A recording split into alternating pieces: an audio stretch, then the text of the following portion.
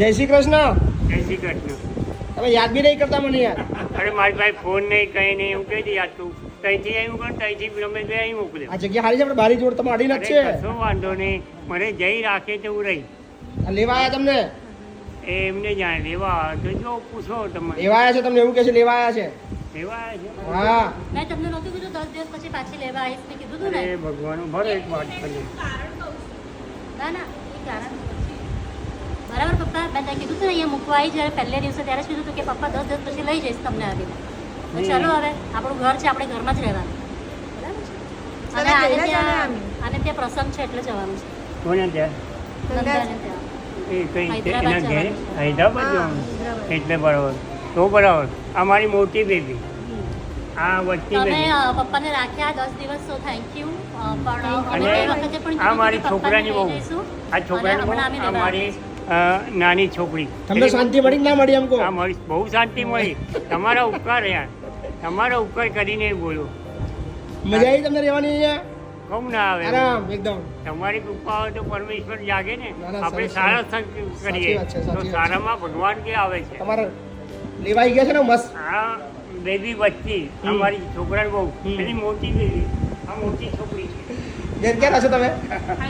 હૈદરાબાદ રહો છો. હૈદરાબાદ જઈ છે તો તમારે હૈદરાબાદ જવાનું છે. આપણે જવાનું છે હૈદરાબાદમાં હા જવાનું છે. જઈશું હવે મને યાદ કરજો પણ ભૂલી ના જતા. તમારો નંબર અને બધું છે મારી પાસે બસ ભૂલી ના જતા પણ મને. ના, મારી પાસે જો બતાવો પણ એમ નહીં ના ના બતાવશો ને પણ ભૂલી ના જતા મેઇન વસ્તુ. કઈ છે ભૂલે જો અહીંથી આવ્યા પછી ફરી આવવું પડશે તો આવીશ વાહ વાહ. તમારી આજ્ઞા લઈને પછી આવીશ ના ના આજ્ઞા નહીં લેવાની તમારા માટે ના, ના. દરવાજા ખુલ્લા. એવું નહીં 24 કલાક દરવાજા ખુલ્લા તમારા માટે. આજ્ઞા વગર તમે કોઈ આજ્ઞા નહીં તમારું જ છે મારું થોડું છે આ. કઈ નહીં કે તમારી આજ્ઞા દીધી એવું પૂછે તો મેં શું જવાબ આપું આવી જ જવાનું આજ્ઞા નહીં તમારા માટે કાયમ માટે તમારું છે ને તમારો પેલો વિઝાનો સિક્કો મારી દો 24 કલાક માટે ગમે ત્યાં. ભગવાન તમારું ભલું કરે બ્રાહ્મણનો આશીર્વાદ તમે સુખી રહો તમારે કશાની કમતરતા નહીં પડે ચોખ્ખું તમારે હાથ પીછે નોકર ચાકર હશે ના ના આભાર છે આભાર થેન્ક યુ ચલો આવજો હા. અને તમે સારું કામ કરો તો ભગવાન જાગે જ ને અરે સારા જ છે મારા આશીર્વાદ આપેલા છે પહેલે ને પાછું બી આપીજો તમને કશાની કમતરતા નહીં ભાઈ તમારી પાસે નોકર ચાકર રહેશે તમારી ગાડીઓ લેશે તમારી પાસે ફોન કર દોડી આવશે ના, ના, આભાર આભાર બસ પ્રેમ તમારો માણસો થેન્ક યુ બેન કઈ વાંધો નહીં તમે લેવા આવી ગયા તમે કહેતા કે 10 દિવસની વધારે અમે નહીં રાખીએ. અમારાથી રહેવાનું નથી પપ્પા નથી ઘરે તો અમે જ રહી નથી ના ના સાચી વાત છે કારણ અને બધા મા બાપથી વધારે કશું હોતું નહીં. એક જ વાત કહું છું કે બધા છોકરાઓ એવા નથી હોતા જે લોકો સમજે છે બસ આટલું જ કહેવું છે તમારા જેવા માણસો ઘણા બધા સારા છે કે જે અમુક લોકોને એવા લોકોને સંભાળે છે જેમને કોઈ નથી પણ આવા લોકોને સંભાળવા માટે એમના છોકરાઓ છે કે એ સંભાળી લે સો અને થેન્ક યુ કે તમારા પપ્પાને સંભાળ્યા અમારા એમને જીદને લીધે આભાર તમારા.